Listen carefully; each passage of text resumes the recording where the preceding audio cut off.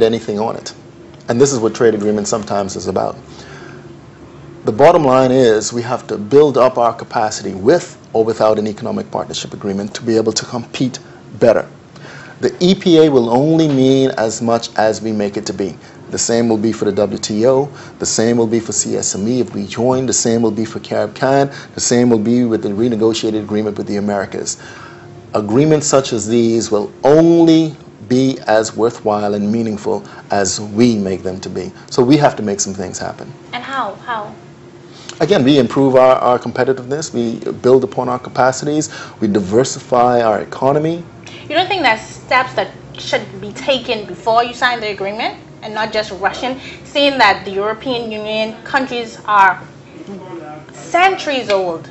You don't think these are initiatives that we should say, you know what, wait, EPA, wait the European Union, let's build our people, let's educate our people. We are graduating with the average, we don't even have a university yet. We are competing against nations with multiple universities that people are fully educated, and we're just scrapping for a D+. Well, you know, I have every confidence in the ability of the Bahamas to compete. Yeah, we have a D+ average right now, which is unacceptable. But if you put a Bahamian professional, as we have for as long as we've been around, next to any other national professional, we strive and we excel. You put a Bahamian student in a college anywhere in the world, and we find a way to rise to the top.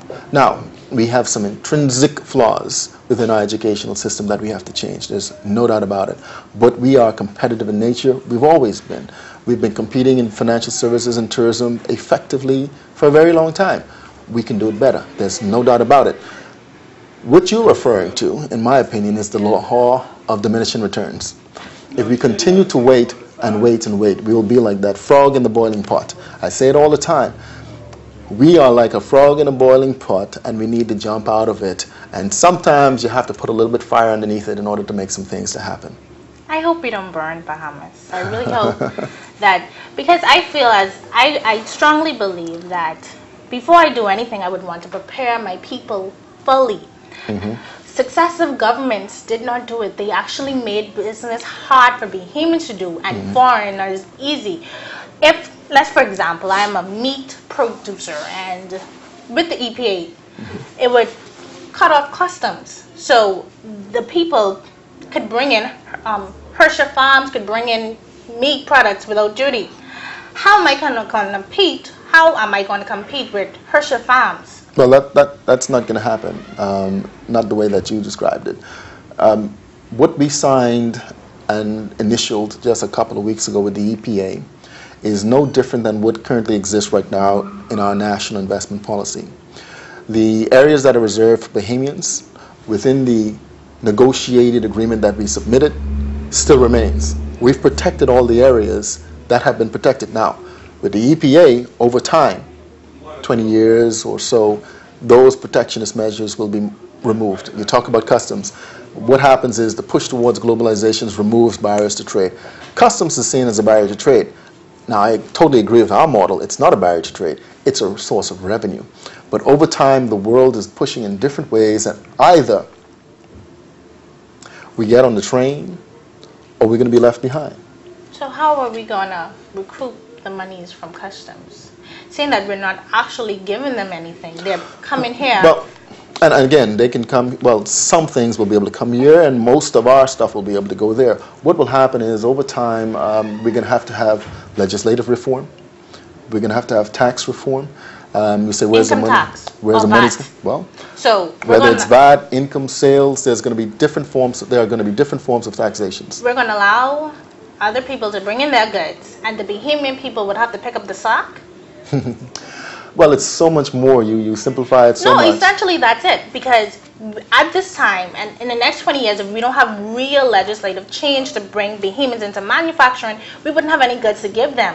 But they're giving us all their goods, and we're going to recoup the money that we lost from charging them taxes from the Bahamian people. There are different forms of taxation. Right now, we primarily have a taxation on goods called customs and stamp. We are so much more advanced than that because our services sector is much larger than the goods. But we don't have a services tax. We don't tax doctors and lawyers and professional services, which we consume on a daily basis.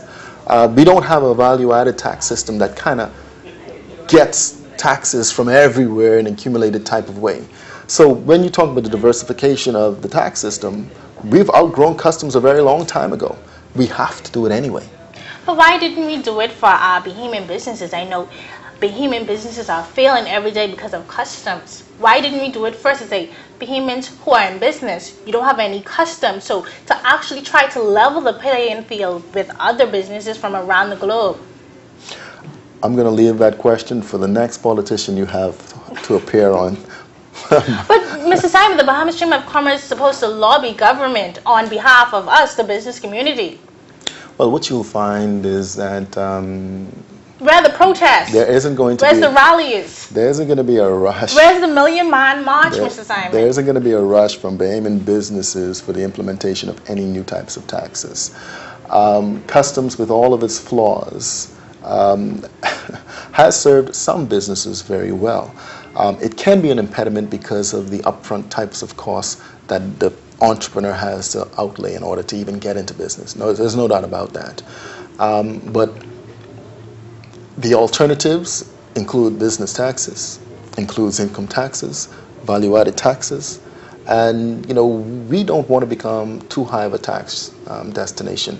I think what you found is that we've tried to focus more on things that would generate more business opportunity at the Chamber of Commerce. Like international trade, diversification of the economy, building capacity so that we can trade more effectively even internally. Diversifying the economy as in? Well, let's look at it. So a lot of people say diversify the economy, but then we're still not really building up our agriculture sector, we're not building up our fishing sector. Where are we diversifying? We have to diversify on our comparative advantage, on what our strengths are. Our comparative advantage is just one thing: location. That's everything. We are on the doorstep of the wealthiest country in the world still. And we are the gateway to the North American market, and we're also a gateway to the South American market. What you will find is that this comparative advantage of location will allow us to do a lot of different things. Look at tourism, and I go back to it. Tourism is still the fastest growing industry in the world, and the fastest growing segment of tourism is cultural and heritage tourism. You say, so what is the opportunity for diversification? We could diversify tourism by even expanding the linkages to it. You talk about agriculture. Why is it that we do not implement policies that cater to development of agriculture within tourism? How long will we wait for persons to come to be our saviors rather than trying to secure our food economy, our agriculture sector, our fishing sector? We have Dominicans poaching in our waters, but we don't have the sense to say, maybe we should focus on fish farming. Maybe we should focus on greenhouse parks. We're just focusing on tourism. To diversify the economy, we actually have to give the Bahamian people a chance. And we're not doing that. I personally don't believe we're doing that with the EPA. There are a lot of inputs that go into successful business. I agree with you in that the diversification of the economy is not just within the diversification of tourism, but it helps because that's a ready market. We have a market of 300,000 persons. Add the tourists in, it's around 5+ million a year. So it's right at our disposal where we can actually link more into the tourism sector to build some of these industries that you're talking about. Another factor that you have to consider very seriously is the high cost of production. And this goes right back into some of those questions and concerns you spoke about earlier about how are we going to be able to reduce the costs for entrepreneurs to get into business. We have some of the highest utilities in the region. We have the third highest per capita GDP in the region, which means that